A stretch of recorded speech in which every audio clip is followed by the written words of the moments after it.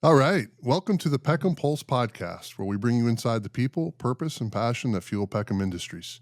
I'm your host, Steve Benton, Corporate Director of Safety and Risk Management. Safety is a core value of Peckham, not just a priority or a set of regulations. Safety is about people, our family, and friends. The Pulse will provide in-depth conversation on what sparks our passions and how we carry that through to strengthen our safety culture. At Peckham, our mission is to safely provide high-quality construction materials and services, but let's be honest, it all starts with you, our members. But nothing, not a ton of asphalt or a mile of freshly paved highway matters more than making sure everyone goes home safe every single day. All right, welcome to the Peckham Pulse. We're into 2026. Larry Bova is with us, who's our second guest of the year. Larry, thanks for joining us. Let's start off just talking a little bit about how many years you've worked at Peckham and what do you do? Where do you work at? Well, I was hired, it'll be 6 years this March, hired into the Pleasant Valley location as a mechanic. A few years into that, we had the equipment division developed, and I got a service truck, and now I maintain all equipment, yard vehicles for Pleasant Valley and the Catskill Quarry.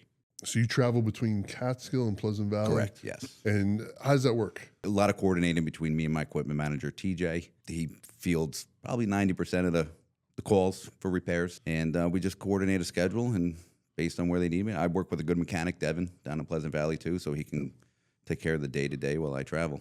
And you're working on everything from haul trucks to loaders? Yeah, haul trucks, loaders, forklifts, skid steers, engine drive welders. So let's get this out of the way right away. Yeah. Cat guy?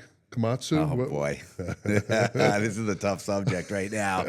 I always lean towards Cat when it comes to the serviceability aspect of it. They seem to make it, they seem to be built for our hands to fix them. Yeah. But I don't have many complaints with Komatsu. So let's talk a little bit about a couple of years ago, you were selected as safety champion. And every year we try to get folks nominated for that award, people that go over and above. Talk to me a little bit about that. Were you surprised? I was a little taken back by it. Flattered for sure. I had no idea it was even on the table. We knew nothing about it. You received the award because you're naturally just a leader with safety, but you may not realize that. But just talk a little bit about what you do as far as just your influence on some of these operators, especially some of the newer folks that come on with Peckham that maybe don't have the same level of experience or have the same training you've received over the years.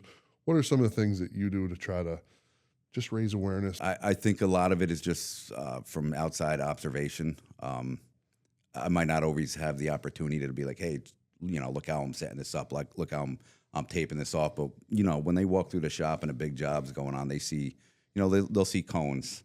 They'll see jack stands along with an overhead crane hooked up. So I just think maybe just noticing that they're like, marked off areas not to walk through. We pride ourselves and we challenge ourselves to get better. But, from a boots on the ground standpoint, and from your perspective, getting to see a couple different plants and getting to see all of our different pieces of equipment, operators, you interface with managers, with other members. Talk about that experience and talk a little bit about the safety side of that. If you're not safe, you couldn't survive here. So luckily, that kind of weeds it out very early in someone's career if they decide to take a job here. They're going to learn it real quick. Right. You rarely come across something that looks dangerous. If you weren't, you'd be chased out. There's no way. Not like in a tough manner, but you come into one of these atmospheres and you try working in it, and you're going to know within a couple of days if you're going to make it or not. And a lot of us guys, we don't want to work around guys that are unsafe, but you really just don't see it. How about the equipment itself? I mean, technology's come probably a long, long way. Yeah, I see improvements. We have an old Terex in the Pleasant Valley location, and we have two very new Komatsus. Again, it goes back to serviceability, parts availability. They're complicated trucks. They're comfortable. I think they're engineered pretty well. I have backup cameras, brigade backup alerts. Not only do you have a camera, you have something telling you how close you're getting to something. When you hear it in the cab, it makes you want to stop. I mean, it gets your attention, these things, so it's good. Talk about just the interaction at a quarry site. What's the overall sense with safety? It's pushed hard. I can't take that away from it. It's a subject every time we have a meeting. It's about safety, 100%, and it might come across as repetitive to some of us guys. Not in a negative way, but right. It's it makes sense. I mean, Yeah. you get it. That's how it soaks in. And for the most part, nobody wants something in their eye. Nobody wants to lose a limb.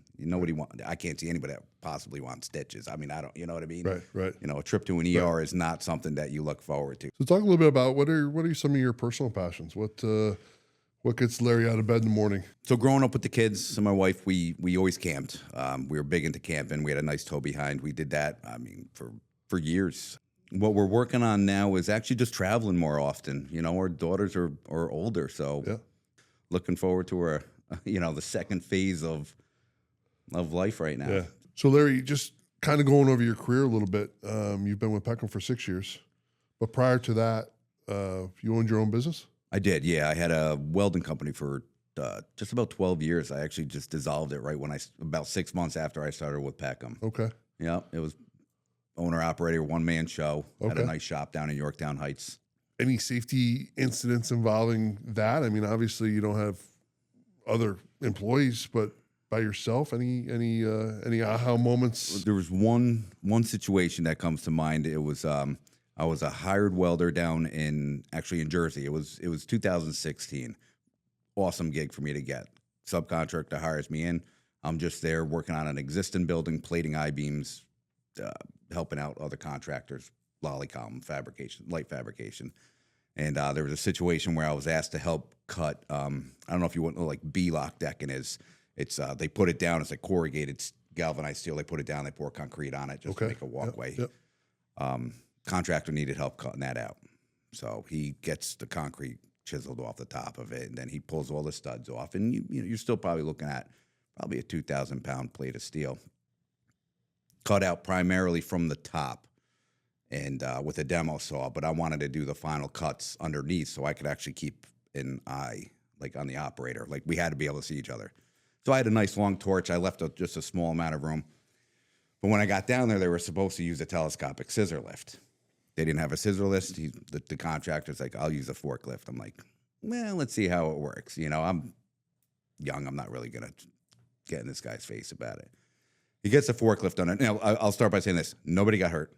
Nobody got killed. There was a happy ending to the story somewhat. Gets the forklift underneath there. I'm starting to make my final cut.